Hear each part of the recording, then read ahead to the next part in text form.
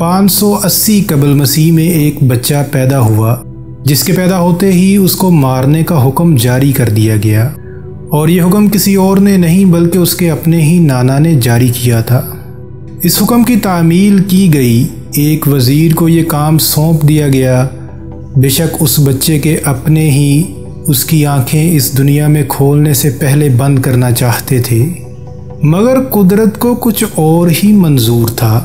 पंजाबी की एक कहावत है, जिन्नू अल्लाह रखे उन्नू कौन चके, यानी जिसे अल्लाह बचाना चाहे उसे कौन मार सकता है। आइए जानते हैं कि वो बच्चा कैसे बच निकला और कैसे उसी मुल्क के तख्त पर बराजमान हो गया और तारीख़ के पन्नों में ऐसा अमर हुआ कि दुनिया आज तक उसे साइरस दी ग्रेट के नाम से जानती है। इससे पहले हम वीडियो में आगे बढ़ें, आपसे गुजारिश है हमारे चैनल को सब्सक्राइब करके हमें सपोर्ट करें और वीडियो को लाइक करके अपना फीडबैक ज़रूर दिया करें ताकि हमें पता चल सके आपको हमारी वीडियोस कैसी लगती हैं।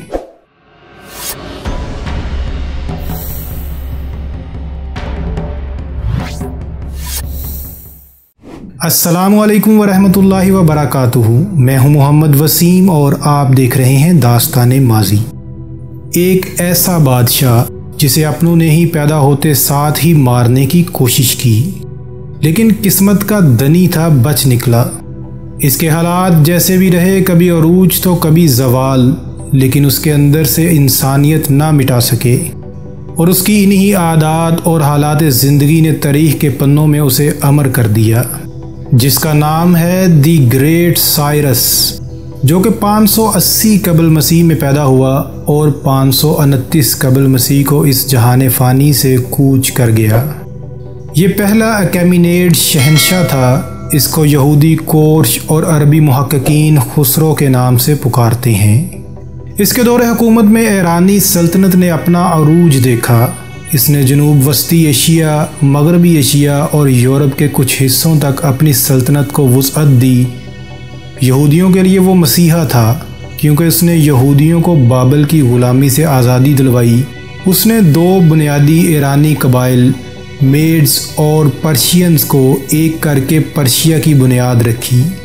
वैसे तो वो एक अजीम फातेह के तौर पर जाना जाता था, जिसने दुनिया की सबसे बड़ी सल्तनतों में से एक को कंट्रोल किया था, लेकिन उसकी रवादारी और उन लोगों के साथ उसके बेहतरीन हुस्न सलूक की वजह से उसे आज भी याद किया जाता है।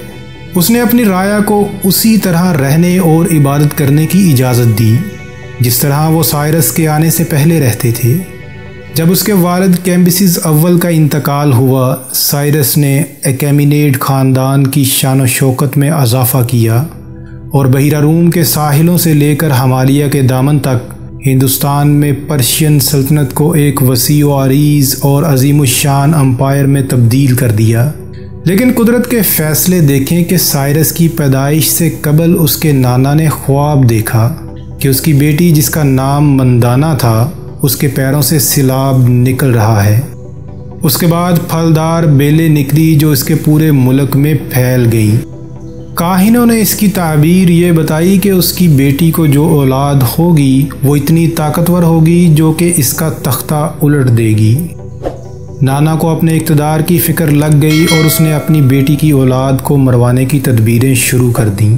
चनाचे जैसे ही बच्चा पैदा हुआ, वज़ीर ने उसे एक चरवाहे को सौंप दिया कि वो इसे दूर ले जाकर ख़त्म कर दे, लेकिन चरवाहे को इस पर रहम आ गया और उसने उसे अपना बेटा बनाकर पाला।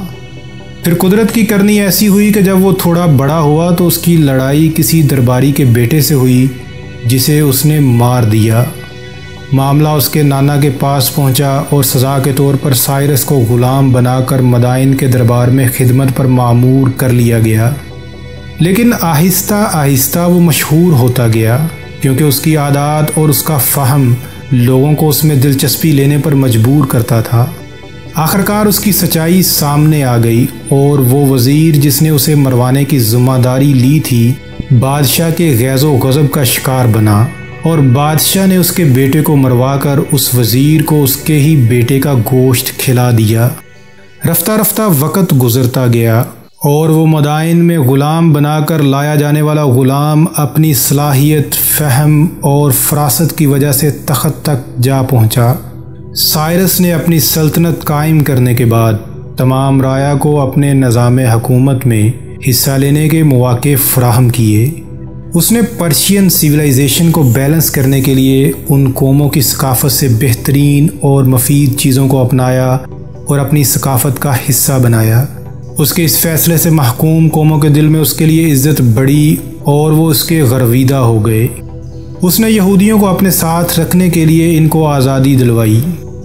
साइरस ने इस ज़मीन पर उनकी वापसी में मदद की जिसका उसने वादा किया था, और यहूदियों की तारीख़ उठा कर देखें तो उसे एक निजात दहिंदा के तौर पर, एक अजीम शख्सियत के तौर पर बयान किया गया है, जिसने यरूशलेम में दूसरा हैकल बनाने में उनकी मदद की।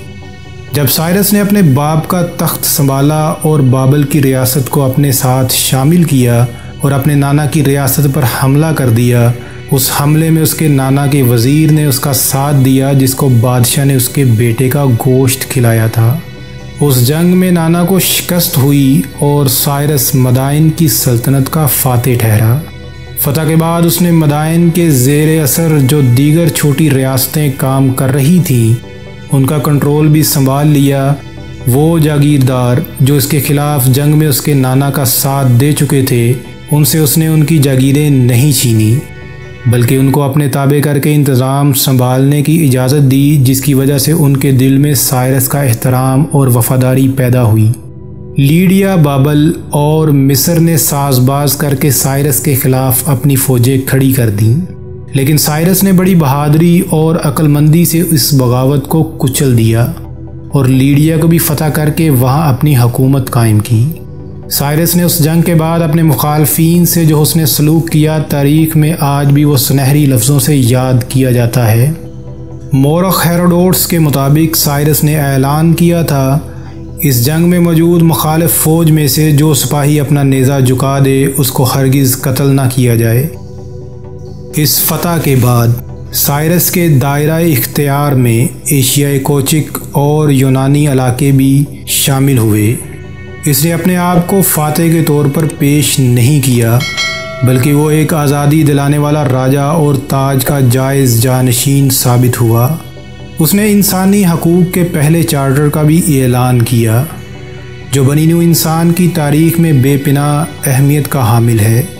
उसे बाबल का बादशाह और ज़मीन का बादशाह का ख़िताब दिया गया। साइरस की हिकमत ये थी कि वो हर सल्तनत के इदारे को ज़रूरी इस्लाहात करके बग़ैर किसी बड़ी इंतज़ामी तब्दीली के छोड़ देता।